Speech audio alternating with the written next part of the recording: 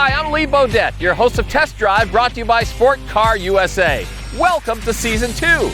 Today we're going to test drive a 2022 Dodge Charger Hellcat SRT Widebody. That's a mouthful, so come on, let's take a test drive.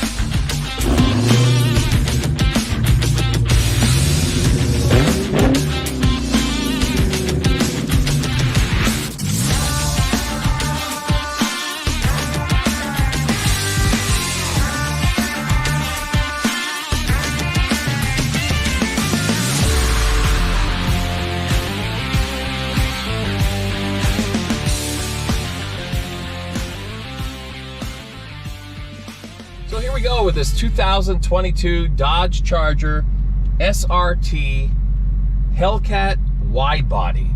I mean, I could not wait to try this out. I was very excited because I've heard so many great things about it. I can't believe it's a four-door sedan, number one. I mean, what sport cars out there are four-door sedans? This is the most mass-produced car as far as horsepower in the United States. 717 horsepower. Now that is with the red key. It comes with two keys, black key and a red key. And the way I understand it is that if you aren't real experienced as far as driving a sport car, maybe you want to go back and forth to the grocery store, you use the black key. That's not going to give you as much horsepower as the red key. Red key, as I mentioned, 717 horsepower, 650 pounds of torque. And let me tell you, when you put it down, meaning the throttle, it's going to go and go very quickly. I cannot believe how comfortable this car is. Again, being a four-door sedan, very comfortable. The seats are well done. They use really nice stitching with the seats. And this car is loaded up with a lot of different options. Of course, it has the sport mode, which I prefer, a little stiffer suspension. It has the track mode, which is, you know, pretty much when you go on a track.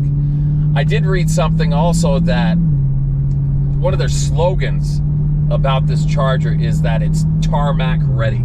I kind of chuckled when I heard about that because to me a tarmac obviously means a jet engine taking off at the airport. And this thing does in fact take off. So very good analogy there with the tarmac. This is a rear-wheel drive car. Seats four very comfortably, probably get five in here. I think on previous test drives we talked about how, you know, the back seats are so really not user-friendly when you're talking Camaros and Mustangs, and of course Corvette, which doesn't even have a back seat. Well, this one does, and it's very spacious.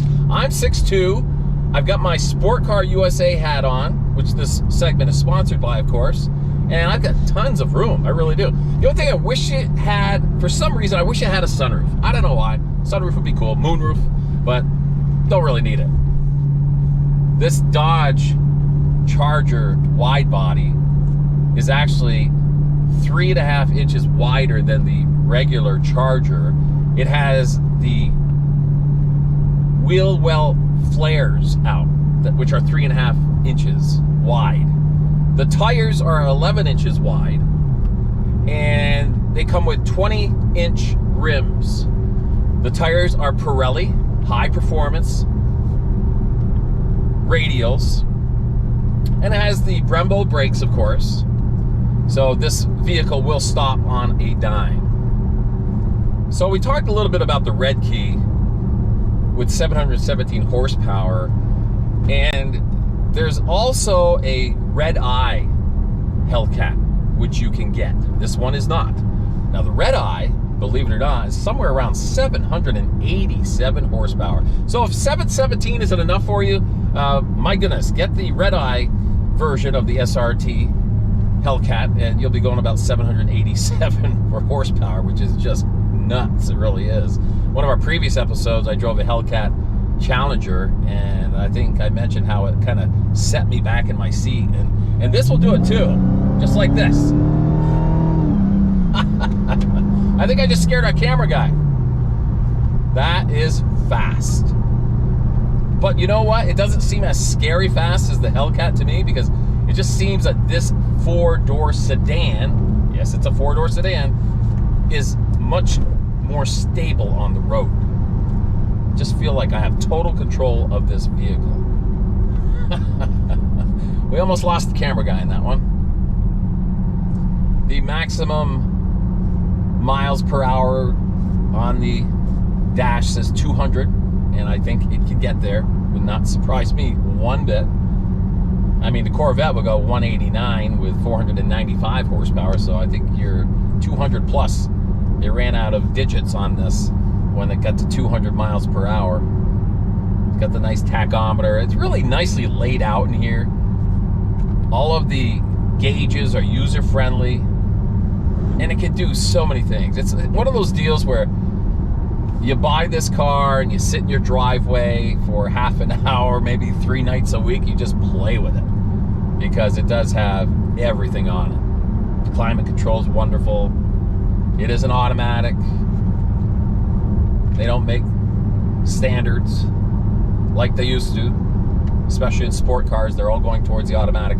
And you know what? With the electric vehicles coming, and they're coming sooner than later, this could be one of your last opportunities to get a V8 6.2 supercharged V8 before they go bye-bye. This is a 2022. So how many more years they're going to be making this? I'm guessing maybe 1, maybe 2, maybe, I don't know. So if you are into the supercharged V8s and you want a lot of horsepower, then this is the way to go. Now, I'm sure the electric vehicles, they've come a long way. They will continue to improve, but I just can't imagine them ever getting up to this monster of an engine, because that's what it is. It's a monster. And later on, we'll play, we'll get the exhaust going for you, get some good close-up views of the exhaust, and then let you hear how this vehicle sounds when it's totally revved up. It'll definitely make you say, hey, do I need a hearing aid after this? I hope you don't, but it's a great car, this Dodge Charger. I love the wide body. It kind of reminds me of a NASCAR. You watch the NASCAR races, and I'm not a huge NASCAR fan, but I do watch it. And it's just so bold and mean looking. And it just screams, let me go. Let me launch. Yeah, it does have that launch control. We talked about that a little bit. It has track mode. The track mode, you don't want to take off until you're on a track. And if you want to really play with it, as far as spinning the tires, that would be your launch mode. Sport mode, very sporty, very glued to the road. Just make sure the person that's going to drive this after you, that's really not into the horsepower and the quickness, make sure you give them that black key. Don't give them the red key if they're afraid of horsepower and speed. This Dodge Charger Widebody Hellcat has a air induction hood, which is fully functional, cools the engine down. You'll see that when we go outside and look at the hood area.